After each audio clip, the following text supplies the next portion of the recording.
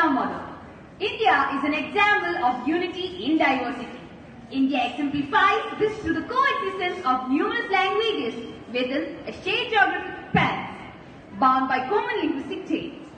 These shared characteristics of linguistic coherence and Bharatiya Bhashas emphasize the nation's cultural richness while underscoring its intrinsic unity. Highlighting the importance of linguistic unity and cultural preservation, Bharatiya Bhasha Utsav is celebrated annually on December 11th.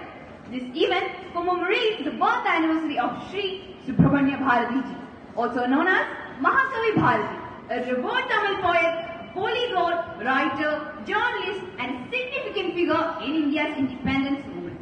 As a part of Bharatiya Bhasha Utsav, different activities will take place from December 4 to 11, 2024 and include cultural programs, competitions and educational events.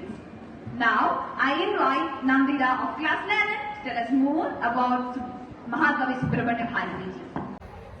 നമസ്കാരം. എപ്പോഴാണ് നമ്മുടെ അമ്മയുടെ വിലകങ്ങൾ പൊട്ടിപ്പോക്കുക എന്ന വരികളിലൂടെ സുബ്രഹ്മണ്യ ഭാരതിയെ കുറിച്ച് അറിയാം. ഇന്ത്യയിലെ പ്രമുഖനായ കവി, സ്വാതന്ത്ര്യ സമര സേനാനി, അനാചാരങ്ങൾക്കെതിരെ പോരാടിയ സാമൂഹിക പരിഷ്കർത്താവ് എന്നീ നിലകളിൽ പ്രശസ്തനാണ് സുബ്രഹ്മണ്യ ഭാരതി. അദ്ദേഹം രചിച്ച കൃതികൾ ഇന്ത്യൻ ദേശീയ പ്രസ്ഥാനത്തിന്റെ വളർച്ചയ്ക്ക് ആക്കം കൂട്ടിയിട്ടുണ്ട്.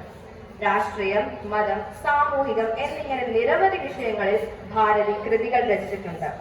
അദ്ദേഹത്തിന്റെ കാവ്യരചനകൾ ഇപ്പോഴും സിനിമകളിലും കർണാടക സംഗീതത്തിലും ഉപയോഗിച്ചു വരുന്നുണ്ട്.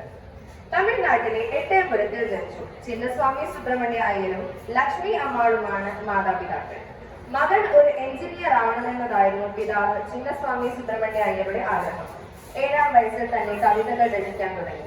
11 വയസ്സായപ്പോഴേക്കും വിദ്യാദേവി സരസ്വതിയുടെ മറ്റൊരു പേരായ ഭാരതി എന്ന നാമത്തിൽ അറിയപ്പെടാൻ തുടങ്ങി. 29 ഇന്ത്യൻ ഭാഷകളും 3 വിദേശ ഭാഷകളും ഉൾപ്പെടെ 32 ഭാഷകൾ ഭാരതി സ്വായത്തമാക്കിയിരുന്നു. ചെന്നൈയിൽ തമിഴ് പത്രമായ സ്വദേശി മിത്രനിൽ പത്രപ്രവർത്തകരായി ജോലി നോക്കി. ഇന്ത്യ എന്ന തമിഴ് വാരിക പുറത്തിറക്കുകയും സ്വാതന്ത്ര്യത്തിനായി പ്രവർത്തിക്കുകയും ചെയ്തു. ഭാരതി 1921 സെപ്റ്റംബർ 11 നമ്മെ വിട്ടുപിരിഞ്ഞു. സുബ്രഹ്മണ്യ ഭാരതിയെ കുറിച്ചുള്ള അറിവുകൾ നിങ്ങൾ എത്തിച്ചത് 11ാം ക്ലാസ്സിൽ നിന്നും നന്ദിത. ഏവർക്കും നന്ദി പുറക്കൊള്ളുന്നു. ശുഭദിനം.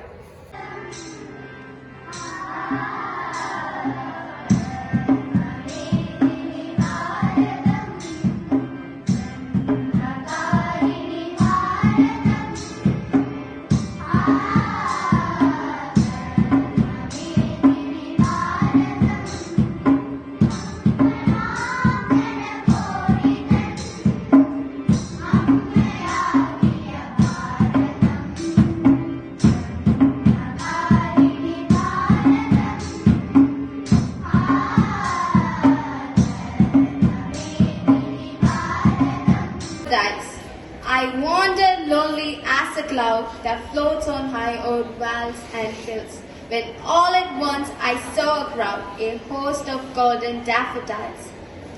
Beside the lake, beneath the trees, flirting and dancing in the breeze, continuous as the stars that shine and twinkle on the Milky Way, they stretched in a never-ending line.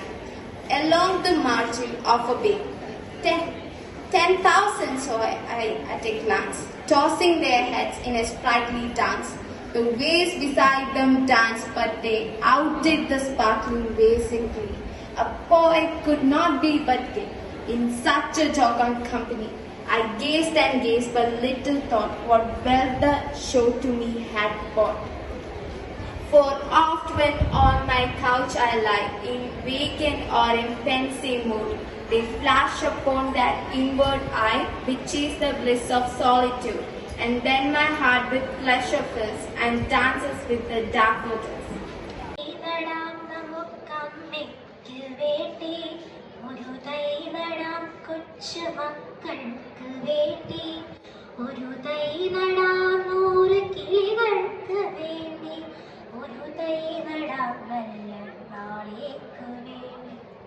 ഒരു തൈ നടാം നമുക്കമ്മയ്ക്ക് വേണ്ടി, ഒരു തൈ നടാം കൊച്ചു മക്കൾക്ക് വേണ്ടി, ഒരു തൈ നടാം 100 കിളികൾക്ക് വേണ്ടി, ഒരു തൈ നടാം നല്ല നാളേക്ക് ഇതു പ്രാണവായി നീനായി നടന്നു, ഇതു മഴയ്ക്കായി